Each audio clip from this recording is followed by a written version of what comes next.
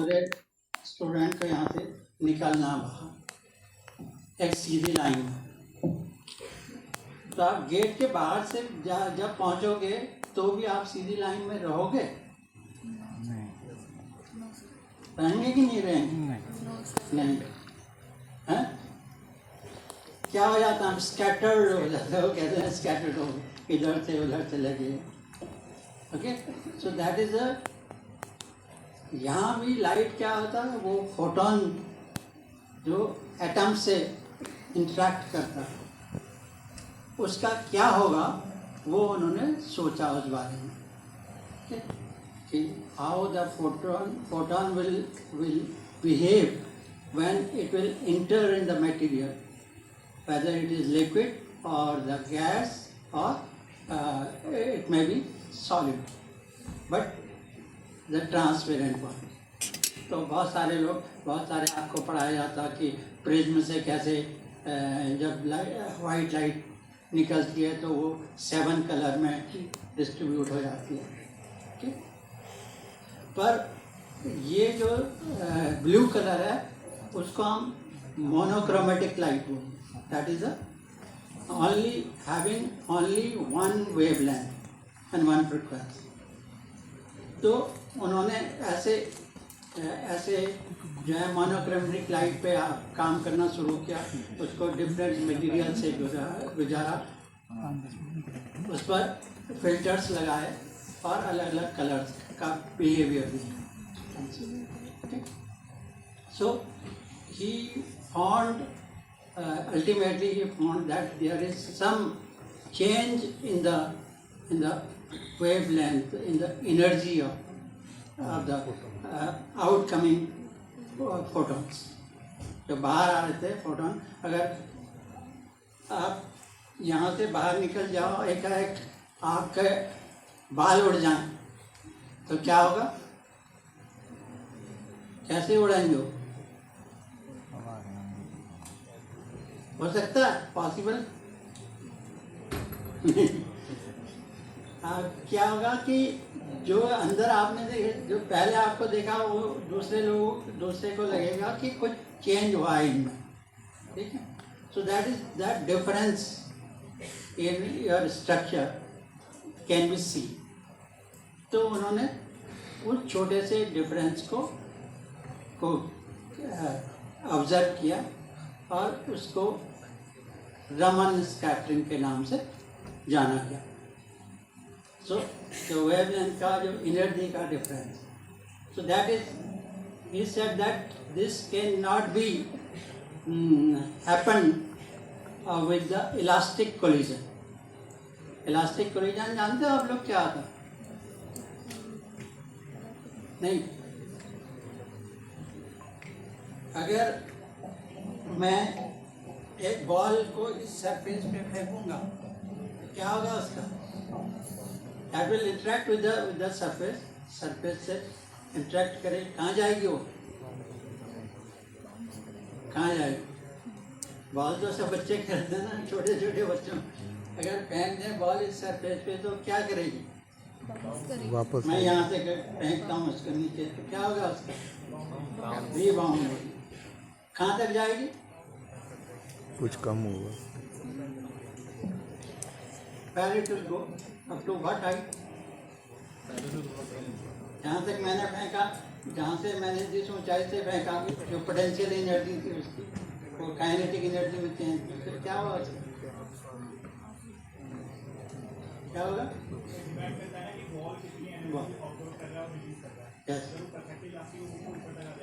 तो इलास्टिक, तो जो रैले ने जो स्कैटरिंग देखी थी स्काई में, जो लाइट में, जो ब्लू लाइट में, that was the elastic scattering, elastic collision. पर रमन ने कहा कि ये जो वाटर में मैंने देखा स्पेक्ट्रम ब्लू कलर, वो इलास्टिक स्कैटरिंग नहीं थी, that was the inelastic collision. That means whether the energy is conserved or not, elastic collision में both momentum and the kinetic energy is always conserve, उतनी ही रहती है जितनी शुरू में थी वो उतनी ही रहेगी। लेकिन इन इलास्टिक कोलिजन में वो मोमेंटम तो रहेगा वही, but the kinetic energy will change. So that kind of change is measured in terms of the wavelength, in terms of the energy, and that depends on the type of material, which type of material you are taking, उसके हिसाब से वो change आता है उसमें।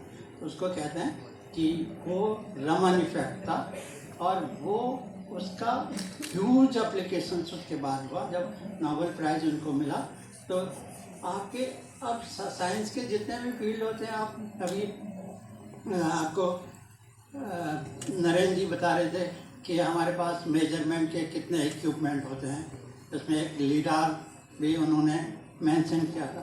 तो अब तो रमन लीडार भी हैं हमारे पास, एक नया है जिसको रमन लीडर। तो रमन इफेक्ट पर जो काम करता है, आपके कोविड में का जो टेस्टिंग हुई उसमें रमन इफेक्ट को भी जो है का भी सहारा लिया गया, आप ये कह सकते हैं, हेल्प ली गई।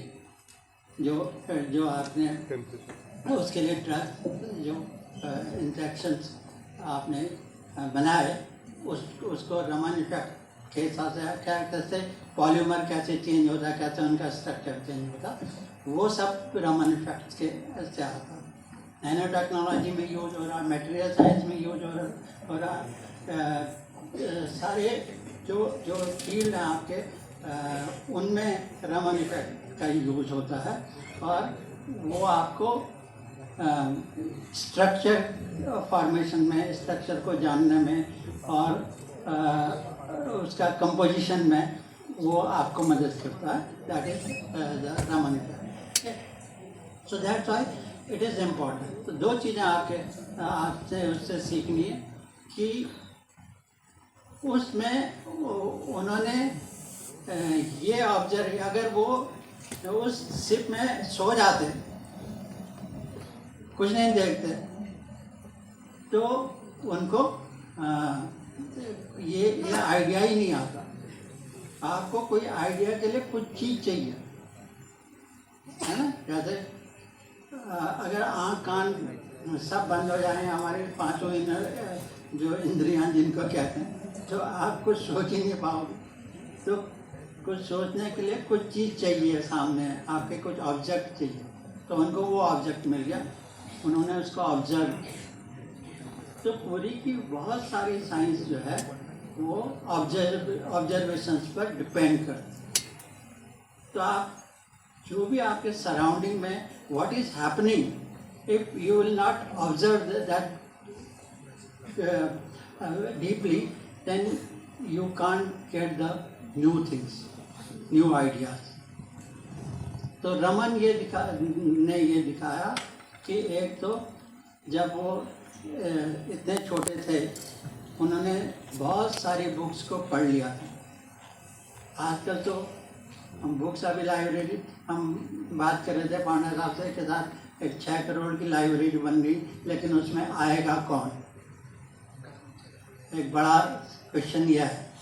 तो साइंस डे के दिन आपको ये थोड़ा सा सीखना पड़ेगा रमन से कि भाई पढ़ने की जो हमारी जो आदत है वो कंटिन्यू रहनी चाहिए, और वो रेलेवेंट लिटरेचर को पढ़ने की होनी चाहिए। इतना सारा लिटरेचर है, आप ढूंढोगे कैसे, आपका मतलब क्या है। तो जब तक आपको अपना ऑब्जेक्ट पता नहीं होगा, तब तक आप ठीक से ढूंढ भी नहीं पाओगे। वॉल्यूम इतना, ये डाटा साइंस पे बहुत डेटा पे काम कर रहा है, पूरा यूनिवर्स से हर सेकंड में इतने सारे डेटाज आपके पास आ रहे हैं कि आपको उनको एनालिसिस के लिए आपको इंजीनियर्स की ज़रूरत पड़ती है, दूसरे साइंटिस्ट की ज़रूरत पड़ती है, पर आपको आइडेंटिफाई करने के लिए आपको कॉन्स्टेंटली उसके टच में रहना पड़ेगा। तो इंटरेक्शन बहुत ज़रूरी है। जैसे कि फोटोन का अगर इंटरेक्शन एटम से नहीं होता तो कोई इफेक्ट आपको नहीं पता चलता। अगर टीचर का स्टूडेंट से कोई इंटरेक्शन नहीं होगा तो कुछ फ़ायदा नहीं होगा उस पढ़ाई का। आप कुछ ज़्यादा नहीं सीख पाओगे। ऊपर तो सीख जाते हैं लेकिन बेसिक नहीं आता उसमें। इसलिए क्लासरूम का कुछ ना कुछ फ़ायदा है। इसीलिए रमन साहब ने इतना सीखा होगा कि वो इतनी बड़ी ऊंचाई तक पहुँचे और नोबेल प्राइज़ उनको मिला। तो ये मैं तो ज़्यादा बोलना नहीं चाहता था, तो ये ज़्यादा हो गया मुझे लगता है। मैं इस यूनिवर्सिटी से मैं पहले भी एक दो बार नहीं कई बार आया हूँ। उससे मेरा थोड़ा इनडायरेक्टली टच भी रहा। जब ये कैंपस बन रहा था तो इसके लैंड वैंड में जब मैं गवर्नमेंट में था तो मेरा भी थोड़ा कंट्रीब्यूशन था कि उसको दिलाने में। पर यहाँ के स्टाफ से मैं बहुत ही आत्मीयता से जुड़ा हूँ। पांडे साहब तो वहाँ भी रहे हैं घुड़दौड़ी में, मैं तब से उनको जानता हूँ। वाजिया साहब हैं, मौला जी हैं। तो बहुत अच्छा आपके पास स्टाफ है, बहुत अच्छा कैंपस आपका बन गया, बहुत अच्छी आपको लाइब्रेरीज मिल गई। तो साइंस के इंजीनियर को अच्छे से करने का आपके पास एटमॉस्फेयर है जो कि पॉल्यूटेड नहीं है, जो बता रहे थे। हमको माइंड से भी पॉल्यूशन हटाना पड़ेगा और आगे बढ़ना पड़ेगा। मैं आप सबको बहुत बहुत शुभकामनाएं देता हूँ कि साइंस डे कि आगे आपकी उन्नति हो, आप सफल हो, अच्छी जगहों पर पहुँचें। धन्यवाद।